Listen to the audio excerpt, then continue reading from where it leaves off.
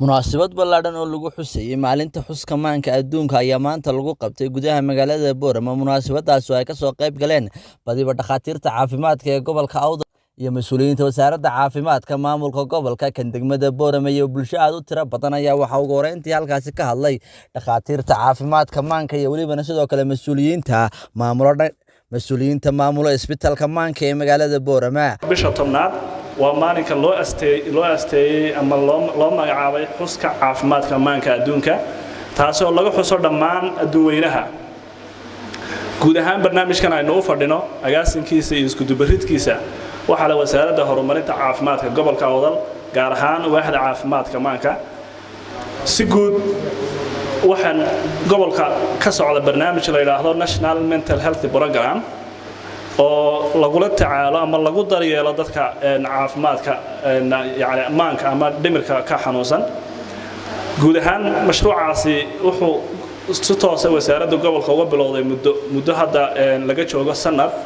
ama sanadkii 2022 muddadaas mashruucaasi socday wasaaradda horumarinta caafimaadka ay waday waxa ka faa'iideystay ama bini'aadmigu sidiisaba maalinta uu uurka hooyadii ku abuurmo ilaa inta uu ka dhimanayo waxa weeyaan wuxuu ugu jiraa khatar inuu xanuunada maanka anytime ku dhici kara marka nugulaanshaha markaa qofku waxay ka soo bilaabmaysaa maalinta uu ilmuhu uur galo ilaa intuu ka dhimanayana khatar ugu jiraa number 2 waxa muhiim ah sheyga marka la ogaado ama aad warbixinaad ka haysato ayaad xalkiisa heli kartaa xanuunkan maanka dadka dhimirka ku dhacay ma aha xanuun jinkeeno jaankeeno sixirkeeno ilkeento waa xanuun caadi ah oo ku dhaca dadka bani aadamka quraankan intaas oo jeer ay ku jirtaa inuu xanuunkaasi jiro waxa kale oo adduunka maanta la cadeeyay 1945 markii la joogo ayaa la ogaaday in xanuunada jiraan dawadii ugu horeysayna la soo saaray caafimaadka maanku inta uu ka balaaran yahay aad buu balaaran yahay oo baaxad weyn yahay WHO waxa ay ku qeexdaa qofka caafimaad ahaan maskaxiyan iyo maan ahaan inuu u bad qabo waxa shuruudo ah inuu ku jiro qofku xaaladahan soo socda waa inuu yahay qofku inuu ku jiro xaalad xasilooni ah laba waxa ah qofku inuu garanayo yaqiinsan yahay kartidiisa awoodiisa iyo hawlqabadkiisu halka ay gaarsiisan tahay qofka maskaxaan caafimaad qaba ama bad qaba waxa lagu tilmaamaa inuu yahay qof waayaha kala duwan ee nolosha soo waajaha maareyn kara ka dabaalan kara marka waayaha kala duwan ee nolosha qodobka kale waxa weeyaan qofku waa in hawlqabadkiisu yahay mid midhadhal ah oo meel ka bilaabma waxaan kamid ahay xubin kamid ah ururka Care NEH waxaan ka koobanahay dad adu iska kooban oo si volunteer ah inay uga shaqeeyaan dadkooda caafimaadka isku garab qabsaday waxaan leenahay 3 category baan ka koobanahay caafimaadka ee waliba ka shaqeynaysa maanka iyo dhibirka aad baan u soo dhaweynayaa walaalahayna kala guryaha lagu hayaan wacdi gelin baan u dirayaa waxaan leeyahay halala socdo bahda caafimaadka inagana waxaan nifarayaa inta inaga fogfogay miyada iyo dukaayre inaga fogfog joogtana inaad u dirtiin dhalinyarta ma sha Allah ay shaqeynaysaa ay ka war ugu dambeyntii waxa halkaas iyaguna dhakooda halkaas ka daba qaatay isku duwaa wasaaradda caafimaadka ee gobolka Awdal agaasimaha isbitaalka weyn ee magaalada Boorama iyo waliba sidoo kale xogayaha fulinta gobolka Awdal waxayna tilmaameen waxa laga yaabaa waqtiyo hore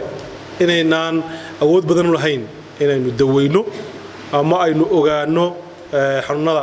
ku dhaca maanka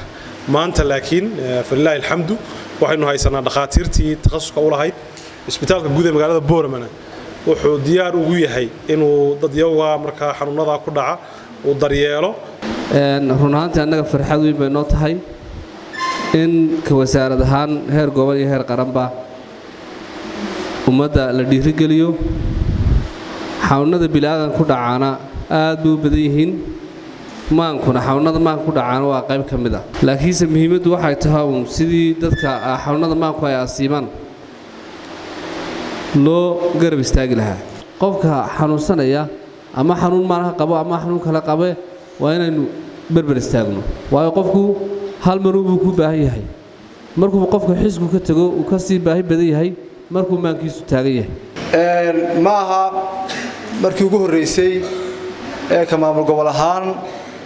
aanu kala soo qayb galno barnaamijkan iyo qaar kale oo mataqaan noociisa iyo kuwa ka duwanba xaruntan maanka wada shaqayn dhow bay leeyihiin xarunta gobolka iyo guud ahaan wasaaradda caafimaadka ee heer gobol iyo gaar ahaan xaruntaniba runtii tiim adagina runtii oo wada shaqayn fiican leh oo dhiig cusub na way joogaan Dr. Yacquub Kabacdi ma haddana wasiir Cumar qofku hadduu maqan yahay hadduu joogo waa la xusaaye ma haddana wasiir Cumar iyo Dr. Yacquub ilaahay sokadii iyaga iskale waan dareemaynaa runtii dhaqdhaqaaqa iyo taasna aqoonta iyo dhiig cusub ee ku shuban baa keenaysa iyo siyaasadda qaranku ka qaatay madaxweynaha qaranka iyo wasiirka maaliyadduba iyaguna ay la qaateen barnaamijka cusub ee dalka runtii lagu baahiyey